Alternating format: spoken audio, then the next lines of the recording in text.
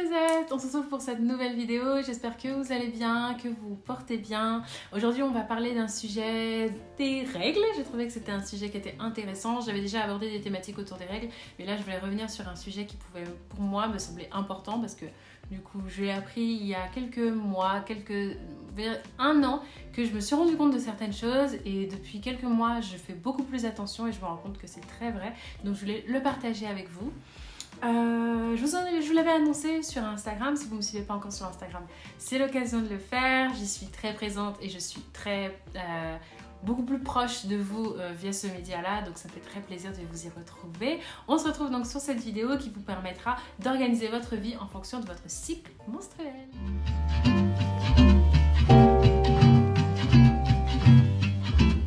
Lorsque j'ai eu mes règles, je devais avoir 13-14 ans.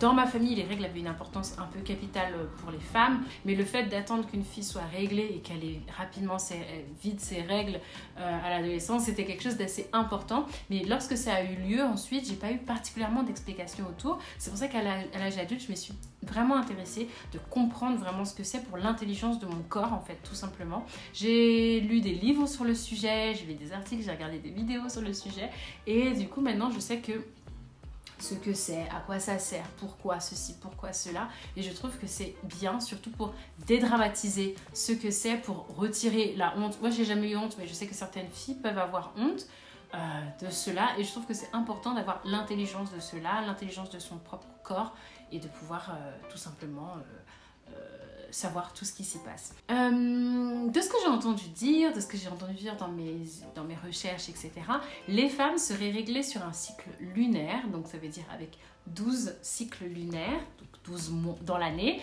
donc 12 mois, voilà, et les mecs seraient plutôt réglés sur un cycle solaire, ça veut dire beaucoup plus constant, qui dure en fait finalement toute l'année. Ce qui peut expliquer aussi pourquoi les femmes peuvent paraître, je dis bien paraître, plus changeantes en fonction de leurs hormones et les mecs plus constants. Alors, moi je pense que justement, cette faculté à pouvoir être changeante, on peut le voir un peu comme un super pouvoir qu'on a, tout simplement, une faculté en plus. Et Gail Baldassari l'a très bien pensé, donc c'est une chercheuse qui s'est vraiment penchée sur ces questions de cycle et d'organisation, en fonction du cycle menstruel, de qu'est-ce que c'est vraiment le cycle menstruel et quels sont ses effets sur la femme. Et elle parle d'une métaphore, elle utilise une métaphore, un peu la métaphore du surf, enfin, la métaphore de l'eau, de la vague, et je trouvais ça hyper intéressant, donc du coup je vous en parle là. Je vous mets le lien en barre d'infos si vous souhaitez en savoir un peu plus sur ce qu'elle fait, ses travaux, ou lire plus en profondeur comment elle l'a théorisé finalement. Alors, la première semaine dont je parle, c'est la prise d'élan et c'est la première semaine qui suit les règles. La première semaine qui suit les règles, c'est la remontée d'hormones. Donc là, on a un boost d'hormones qui arrive, on a plein d'énergie, on a envie de faire et on a la capacité surtout de faire 1000 choses en même temps. C'est à ce moment-là aussi qu'on est, on est super excité, on a plein d'énergie, on dépote sur les projets, on dépote au boulot, on n'est pas fatigué, on peut avoir notre double, triple casquette, il n'y a pas de souci, on est là, on est pumped up. Et ça peut être aussi le moment de démarrer une activité, de pouvoir mettre en réalisation ses idées, de pouvoir rénover sa maison, changer la déco. Voilà, je vous donne plein d'idées comme ça, mais pendant cette période qui suit les règles, c'est vraiment à cette période où là on a vraiment l'énergie de pouvoir le faire. Les petits inconvénients de cette période, c'est qu'on est tellement speed là, on est tellement ok, il y a quoi à faire, etc., qu'on peut être un petit peu impatiente des fois avec notre entourage. Et je sais pas si vous avez déjà expérimenté ça, c'est pendant cette période des fois où on agace un petit peu les personnes avec qui on vit, on dit mais qu'est-ce qu'il y a? Les autres nous disent mais calme-toi, qu'est-ce qu'il y a? Pourquoi t'as de l'énergie comme ça? Ouais, vous voulez pas qu'on fasse ça? Vous voulez pas qu'on fasse ça? Venez on fait ceci, on fait cela. C'est souvent après les règles que ça arrive. La deuxième semaine de votre cycle, c'est on se dresse sur la planche. Imaginez que vous êtes faire du surf. La première, c'était la prise d'élan. La deuxième semaine, c'est on se dresse sur la planche et là, on est au top of the top en termes d'hormones, pic d'hormones. C'est à ce moment-là qu'on est glowy, qu'on glow, qu'on brille, qu'on est... Voilà, on se sent belle, on se sent bien, on est au top, on est sensuel, c'est là qu'on a un pic de libido, on est rayonnante, on a envie de prendre soin des autres, on est vachement dans le care, etc. Pour les filles qui sont très en phase avec leur sexualité, c'est à ce moment-là où vous avez tout le temps envie de faire l'amour. avec votre partenaire, je sais pas si vous voyez de quoi je parle. Et au niveau de l'organisation de votre vie, en fait, finalement, c'est le moment de prendre soin des autres, c'est le moment de prendre soin de sa famille, de se reconnecter avec ses amis, de se reconnecter avec ses collègues, de sortir de sa zone de confort, mais pour être en phase avec les autres. C'est le moment par exemple de vraiment de se ressouder dans le couple, de pouvoir tenter des expériences sexuelles par exemple avec votre copain ou votre partenaire ou votre mari. C'est là aussi qu'on peut faire des rencontres, qu'on peut faire des partenariats. On est moins dans l'action, mais on est plus dans le cocooning, dans le care. On a vraiment ce besoin d'aimer, de donner de l'amour, etc. Je généralise, hein, mais voilà, au niveau de cette pic d'hormones, on est vraiment dans... Ensuite, c'est le tube de la vague. La 3e semaine, c'est le creux. Là, on est en chute d'hormones et c'est la fameuse semaine avant les règles. Je vais avoir mes règles, ok. On a des idées très sombres. Toutes les hormones sont en train de chuter. On voit tout ce qui va pas, on n'est pas bien, on se sent ballonné, on a mal au sein, on a mal au dos, on a mal aux hanches. On n'est pas bien, on est susceptible, voilà, tout en train de se barrer en cacahuète. Et en même temps, je ne sais pas si vous avez remarqué, mais c'est à ce moment-là qu'on a plein d'idées. Moi, dans mon métier, c'est à ce moment-là en fait que j'ai plein d'idées de vidéos, mais j'ai pas l'énergie pour les réaliser. Du coup, en fait, ça peut être sujet à idées noires où on se dit je suis vraiment nulle, tu vois, j'ai plein d'idées, mais en fait, j'arrive pas à les réaliser. Tu vois, j'aurais pu faire ça, mais vas-y, j'y arrive pas. J'aurais pu faire ceci, mais j'y arrive pas.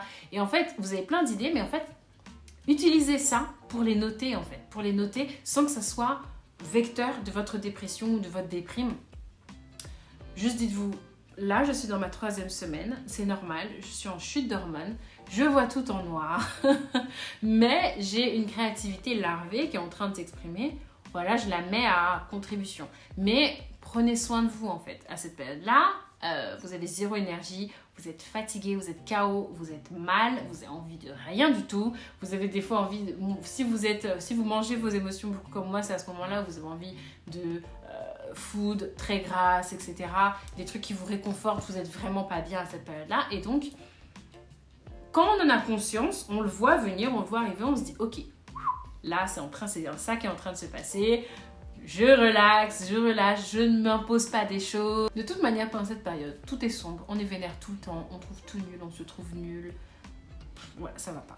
Et enfin, la 4e semaine, eh ben, c'est la semaine des règles, voilà.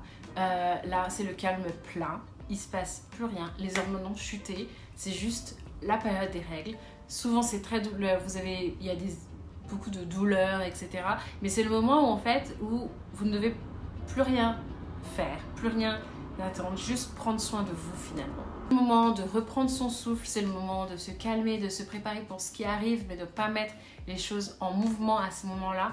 Vraiment, juste de se préparer pour la prochaine vague qui arrive. C'est le moment de prendre du recul, de faire le tri dans ses idées, de faire les choix, de clarifier ses intentions et ses objectifs pour la suite. Et finalement, de pouvoir hiérarchiser tous les trucs qu'on a notés sur notre to-do list dans notre période de créativité lorsqu'on était un peu dans les idées sombres, etc. De continuer, de la clarifier et de tout ça se préparer pour la semaine qui arrive où on aura plein d'énergie et après c'est reparti. Donc mon petit conseil, c'est que dans la première semaine où vous avez beaucoup d'énergie, maximisez-la, utilisez-la à bon escient. Réutilisez cette énergie que vous avez qui est dans le pic là de super énergie.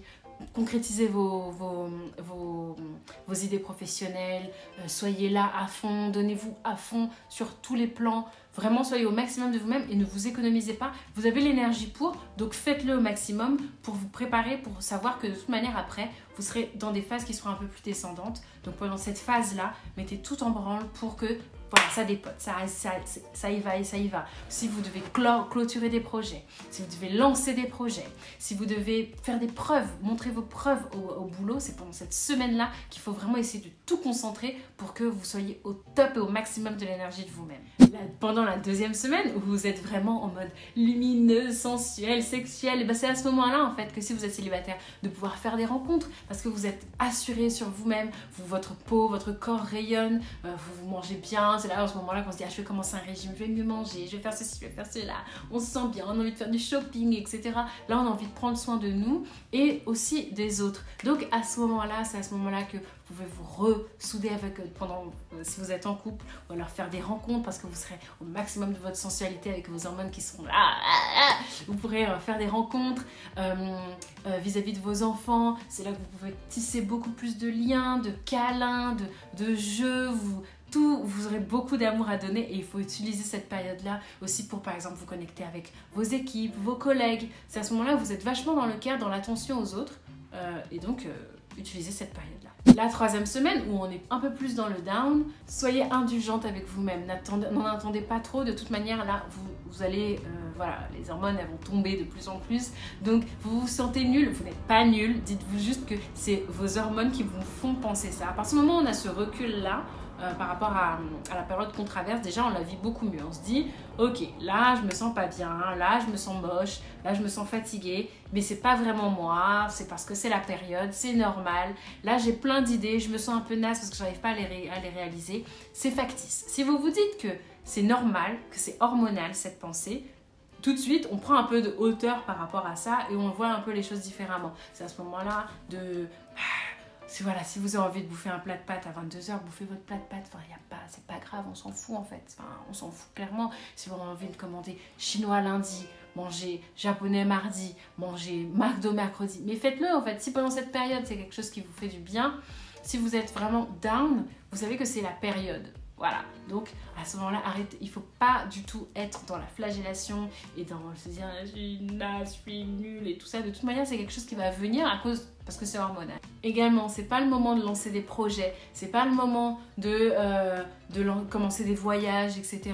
professionnels, parce que vous n'aurez pas l'énergie pour, vous aurez l'impression de tout faire mal, vous vous sentirez mal dans votre corps, mal dans votre tête, et donc du coup, vous allez vraiment tout voir en noir, créer du noir, voir en noir, etc. C'est une période où vous devez être plus sûr, voilà, si vous êtes auto-entrepreneur, c'est peut-être la semaine où il ne faudrait pas faire des rencontres clients, par exemple. Moi, typiquement, pendant cette semaine-là, j'accepte aucun événement, j'aime pas rencontrer des gens à ce moment-là, je privilégie Zoom ou des rencontres FaceTime pour me choisir à ce moment-là finalement, être indulgente avec moi-même et de savoir que c'est pas la bonne semaine en fait, clairement.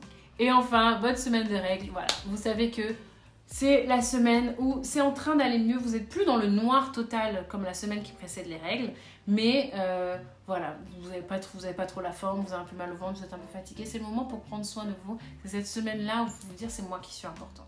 Voilà les filles, j'espère que cette vidéo vous a plu, qu'elle vous aura un petit peu aidé, vous aura donné des idées. En tout cas, j'ai adoré la faire. Et si vous avez des questions, des recommandations de livres ou de médias ou de médiums que vous aimeriez bien partager, n'hésitez pas, partagez-vous-le en commentaire. Et voilà, je vous fais des très très gros bisous et je vous dis à très très bientôt pour une nouvelle vidéo. Mouah.